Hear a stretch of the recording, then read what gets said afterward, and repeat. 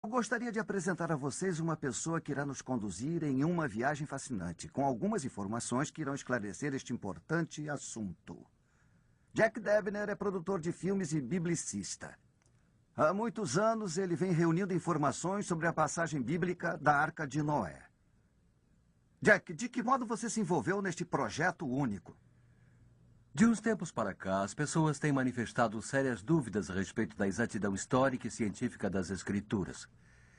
Estas dúvidas são fundamentadas em aparentes contradições entre declarações de alguns cientistas e certas afirmações da Bíblia. Por mais de 3 décadas, eu venho pesquisando a inspiração da Bíblia. Tenho sido levado a acreditar que sua escrita foi divinamente guiada e as afirmações científicas e históricas são precisas e fidedignas. Há muitos exemplos que ilustram isso, mas as passagens da Arca de Noé e do Dilúvio são um excelente exemplo.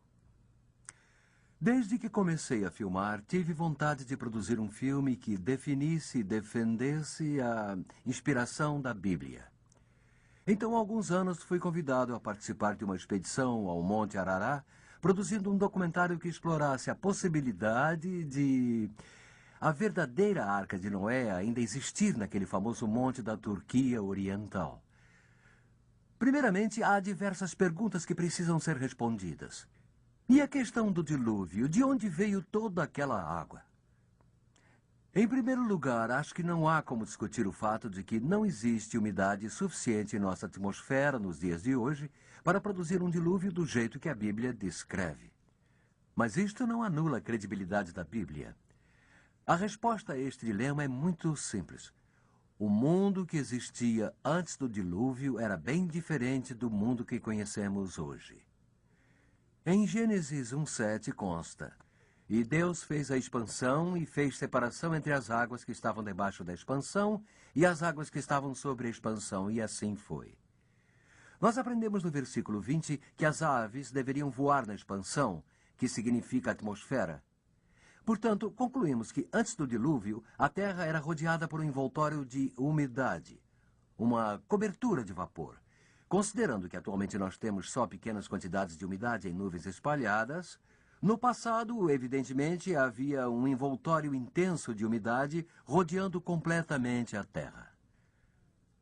As águas que se mantinham acima da Terra nesta cobertura eram as águas acima da expansão, descritas em Gênesis 1:7. As águas do oceano eram as águas abaixo da expansão, relatadas no mesmo verso. Agora, esta teoria é uma suposição totalmente aceitável, quando lembramos que existem mais 3 planetas em nosso sistema solar que possuem uma cobertura de nuvens semelhante. Atualmente, Júpiter, Saturno e Vênus. O peso da camada de nuvens de Vênus contribui para a pressão atmosférica, fazendo com que ela seja superior a 21 quilos por centímetro quadrado. Ela aumenta a temperatura na superfície do planeta, chegando a 426 graus Celsius. A umidade na camada de nuvens da Terra seria a razão para uma grande quantidade de água presente na Terra hoje, a qual a ciência não consegue justificar. Isto é visto claramente em um mapa topográfico do fundo do mar. Os 152 metros superiores da água dos oceanos de nosso planeta são de origem recente. Agora, recente para nós quer dizer os últimos vários milhares de anos. Sabemos disto pelo que encontramos na plataforma continental. Em todos os continentes do mundo, a Terra inclina-se gradualmente em direção ao nível do mar e então prossegue até uma profundidade de 152 metros. Depois ela some nas fossas oceânicas. Há poucos milhares de anos, tudo isto era terra firme. Sabemos disto por causa do que encontramos lá. Por exemplo, encontramos rios de água doce, conchas de água doce, turfeiras de água doce, restos de árvores e restos de animais. Agora, se nós pegarmos metade da água recentemente adicionada aos oceanos e a colocarmos na atmosfera nesta camada de nuvens, seremos capazes de fazer suposições numéricas sobre as condições na Terra antes do dilúvio. A temperatura teria sido a mesma em todo o planeta, provavelmente em torno dos 32 graus. A camada de nuvens, então, teria produzido um efeito estufa.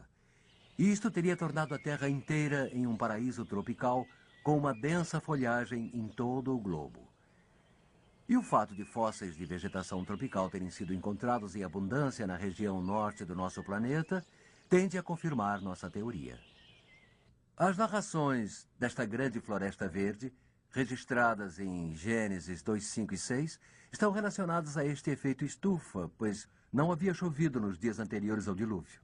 A terra era regada por uma neblina, são as mesmas condições dos terrários que temos em nossas casas, onde as plantas são colocadas em um recipiente de vidro. Então, mesmo sem serem regadas, as plantas continuam a crescer.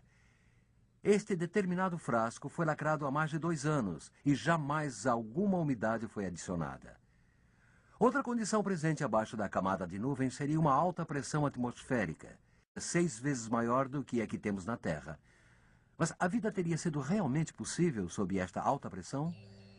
Recentes experiências em mergulho foram conduzidas com pressões no interior do sino de imersão em torno de 14 quilos por centímetro quadrado. 4 homens passaram várias semanas sob essas condições sem qualquer indisposição. Descobriram que se você cortasse o seu dedo, ele cicatrizaria em um dia. Algumas experiências onde cirurgias têm sido realizadas em ambientes com pressão elevada resultaram em menos danos aos tecidos e uma cicatrização mais rápida. Outro efeito da camada de nuvens seria a proteção dos habitantes da Terra contra os nocivos raios cósmicos e solares. O principal efeito de tal radiação é o envelhecimento. A exposição indevida ao sol ou aos raios-x tende a envelhecer as pessoas mais rapidamente do que se estivessem protegidas. Médicos e enfermeiras que trabalham com raio-x vivem em média 5 anos a menos do que outros que trabalham na área médica.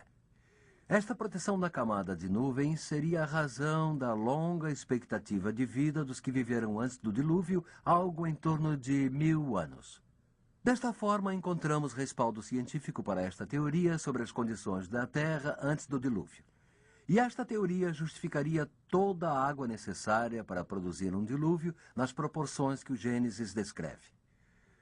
Mas os aspectos físicos da Terra não são as únicas considerações. Foram os pensamentos e as ações perversas da humanidade que causaram o dilúvio. Este comportamento foi o resultado de determinadas circunstâncias que existiam sobre a Terra. Primeiro, longas expectativas de vida. Segundo, a população era grande.